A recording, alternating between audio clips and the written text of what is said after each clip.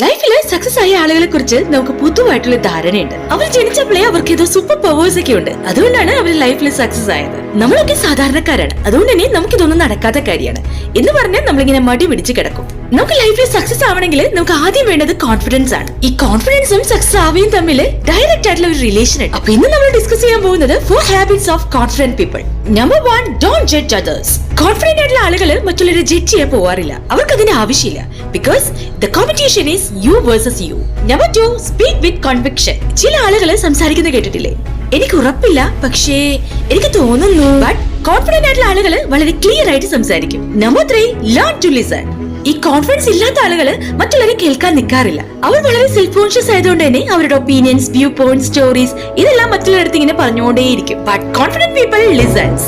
Number 4, don't be afraid to seek advice. Self confident ആയിട്ടുള്ള ആളുകൾ മറ്റുള്ളവരുടെ അടുത്ത് ഹെൽപ്പ് ചോദിക്കാനും അഡ്വൈസ് ചോദിക്കാനും മടി കാണിക്കാറില്ല.